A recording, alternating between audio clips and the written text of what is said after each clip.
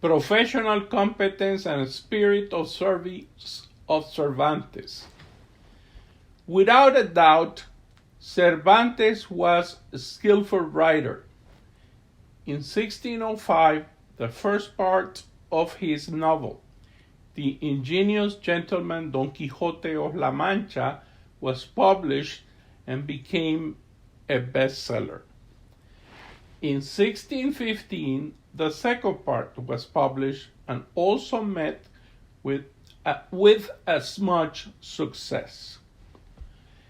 His masterpiece, Don Quixote, is the best known and influential Spanish novel of all times, the favorite of famous writers such as Fyodor Dostoevsky, Herman Melville, and Mark Twain, among others. A writer of profound intelligence and creative skill such as Dostoevsky has this to say about the book, and I quote, "In the whole world there is no deeper, no mightier literary work. There is so far the last and greatest expression of human thought. This is the bitterest irony which man was capable of conceiving. And if the world were to come to an end, and people were asked there somewhere, 'Did you understand your life on earth? And what conclusions have you drawn from it?' Man could silently hand over Don Quixote." Unquote. Don Quixote has proven to be a work of such a universal appeal that it is able to awaken interest in an almost infinite number of readers, as was recognized by one of his characters, Bachelor Sanson Carrasco, and I quote, for it's so plain that there is nothing in it to cause any difficulty. Children finger it, young people read it, grown men know it by heart, and old men praise it.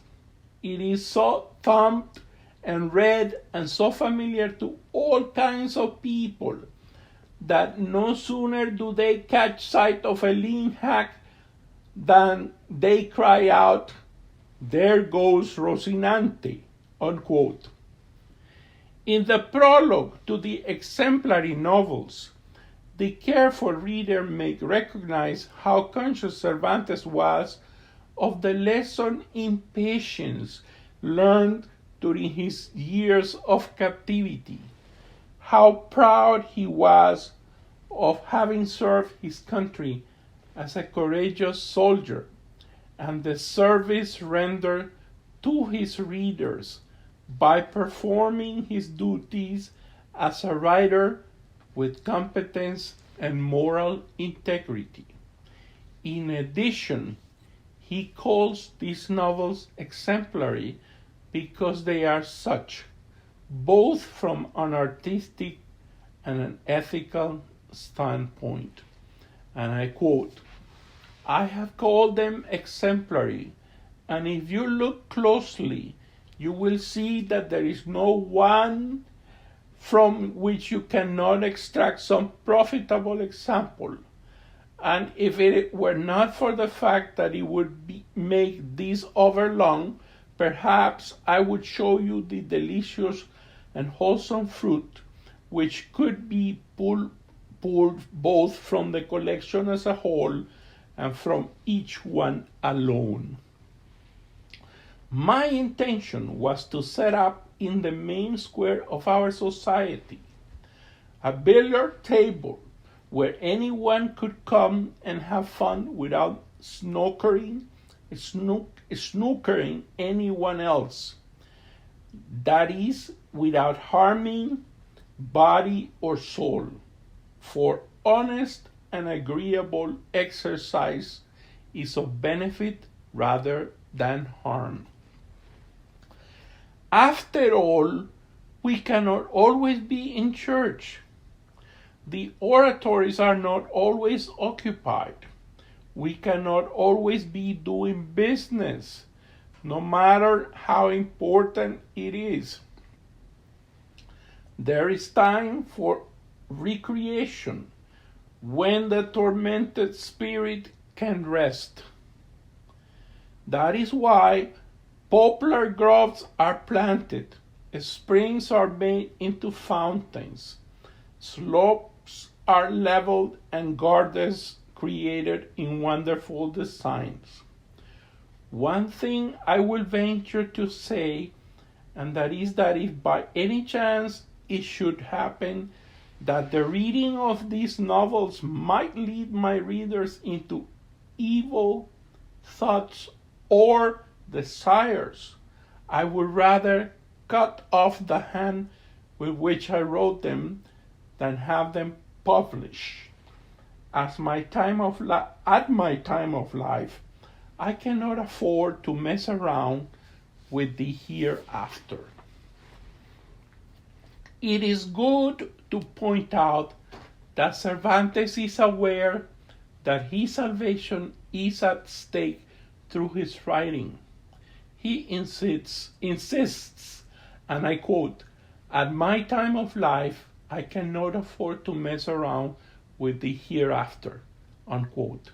He is 64 years old at the time, and when he says, and I quote, "I would rather cut off the hand with which I wrote them," it is important to remember that his left hand was already crippled.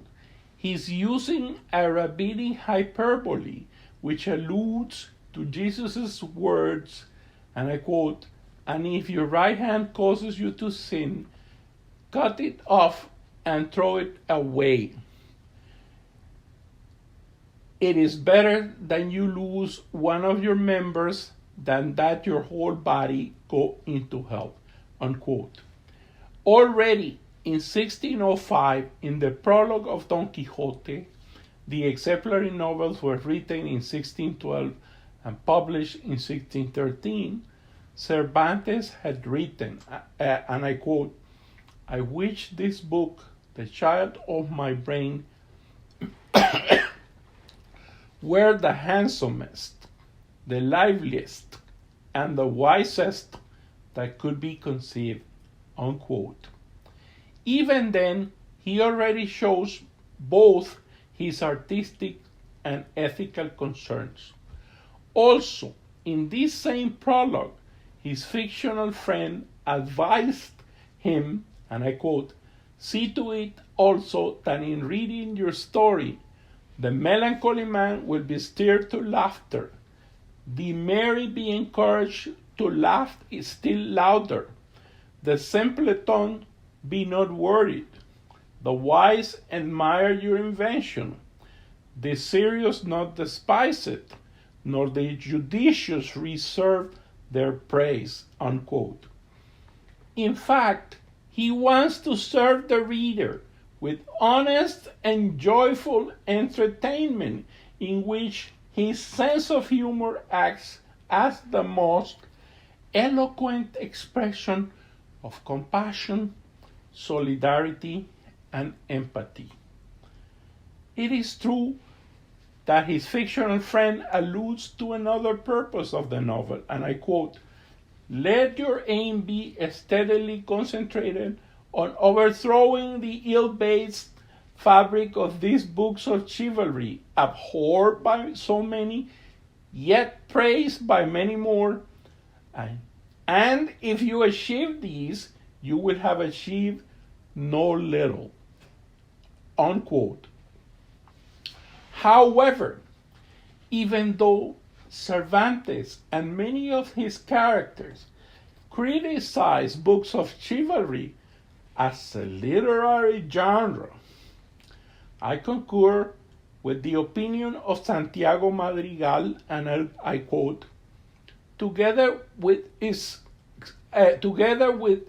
extraordinary formal beauty, we have to remember that Don Quixote does not destroy but purifies the ideals of knight errantry, freedom, defense of the weak, heroism, loyalty, tolerance, and also teaches how to see and understand the infinite complexity of the world of men and women, their passions, their desires and dreams, as well as the transcendent dimension of reality, seen in shadows and from afar, which we call God, unquote. At the end of the novel, the narrator states, and I quote, "Such was the death of that imaginative gentleman Don Quixote of La Mancha, whose native place Cide did not wish to ascertain, with the intention that all the towns and villages in La Mancha should vie with one another for the honor of having given birth, as the 7 cities of Greece did for Homer," unquote. Arrogance, conceit, pride of the writer, or just the opposite? What Juan Bautista Avalle Arce stated in the introduction to his edition of the exemplary novels, and I quote, "I believe that it is unnecessary to insist in the fundamental fact that Cervantes is not bluffing. He is fully aware of the quality of his art. According to Saint Teresa of Avila, humility is truth. Therefore, Cervantes is being humble and truthful in recognizing the talents that he received from God and that he has placed at the service of God and his readers in accordance with the message of the parable of the talents in Matthew chapter 25, verses 14 to 30. To not have acknowledged the artistic, human, spiritual, and religious value of his masterpiece would have been an act of false humility and of supreme ingratitude towards his God and Creator. In sum, in his masterpiece, Cervantes attained the goal of teaching and entertaining through the best and most extraordinary work of honest entertainment, whose language delights and its invention amazes and astounds, as was the dream of his character, Don Diego de Miranda. He is also able to guide and enlighten the reader in his search for beauty, goodness, and absolute truth. Thank you for listening to me.